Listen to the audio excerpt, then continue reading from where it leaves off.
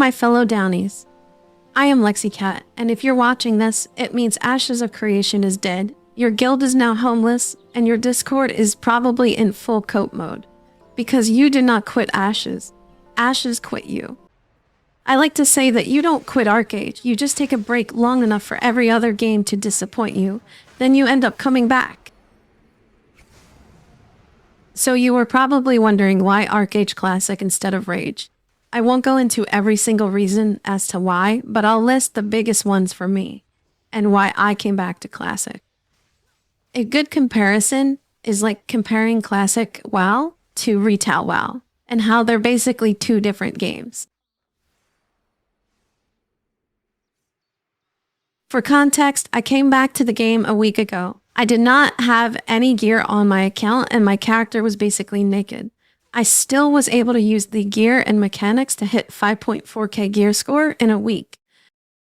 During that time, I was still able to kill other players and PvP. However, there are moments where you can still get gear gapped. If you are skilled enough, you can kill a player that's higher gear score within a bit of reason, like 1000 gear score up to maybe 1.4k gear score. This isn't something that is possible in Archeage, and only really in AA Classic. Which brings me to my first point. It takes a long time to catch up in Rage to be able to PvP unless you spend money, and even with 4-piece library gear and 3-piece Haram, you get gapped by people who are max Aranor on that server. It's also on a patch that's known to cause the death of Archeage in retail, including a flying mount that can one-shot an entire raid wearing the second best gear in the game. Massive and disgusting pay-to-win practices, and even turning Archeage from a sandbox to a theme park. The pay-to-win in Rage allows you to just spend $3,000 to $4,000 to buy a max gear score account, or you could just buy gold and convert that gold into power. The server admins allow this on their own website. Most people that advocate for Rage are the same people that spend $20,000 on a maxed gear scored account so they can just one-shot the majority of players.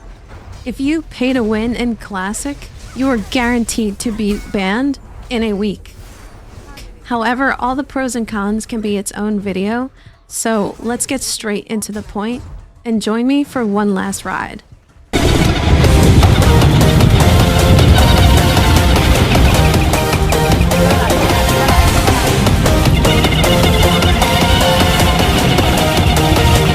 Okay, so one of the fastest ways to level in Archeage is to do all your green quests until about 50 to 51.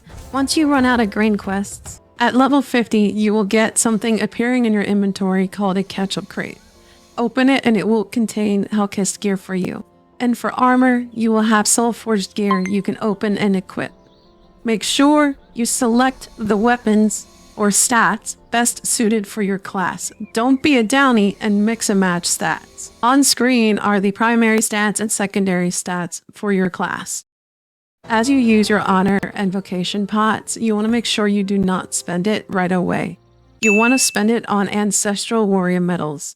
This is so that you can push your ancestral levels after 55, which can go up to ancestral level 7. To continue to get to level 55, prepare yourself to boss at the amount of EXP you're about to receive. I'm about to blow. Assuming that you have labor, you will want to pop the Bound Professional Tonic and the EXP Adventure Boost potion that they gave you. And then you want to run to a scarecrow and start crafting tax certs.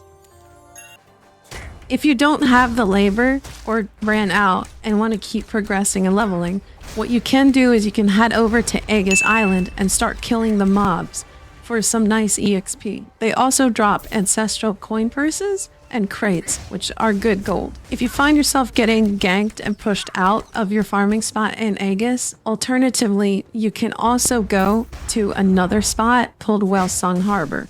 While it's not as good, it's a close second. This next part is important for progressing towards your divine weapon. You're going to want to port over to Hazlet Drill Camp. Once there, you should see this person with an exclamation mark above their head. Accept the quest and she's going to want a emerald. To get an emerald, you can mine for it, buy it, or e-girl beg for one. Oh, baby, please let me back in. I'll do anything. I can give you everything you need from a man or from a woman. Oh, fine. You've given me no choice, Daddy mad. You will then go up to the crafting bench in Hasla in the corner and start to craft your emerald weapon. Keep in mind, you only get one emerald weapon.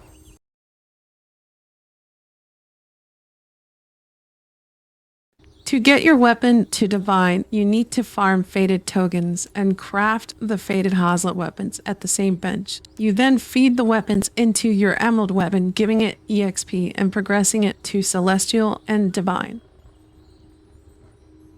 To feed the weapons into it or regrade it, you go to your inventory, click regrade, and then click your emerald weapon. Then you would click your Hasla weapon and feed it into it and repeat this process until it is divine.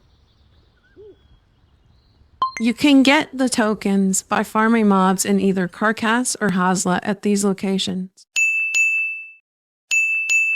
While the tokens are bound, you can get a faded Hasla fragment from the quest giver, which will unbound your tokens. It's the same quest giver that gave you your emerald weapon. You can take one of each Hasla stone that you farm and convert it into an Arctic token and trade it to someone, who can then break it down into any 5 tokens they want.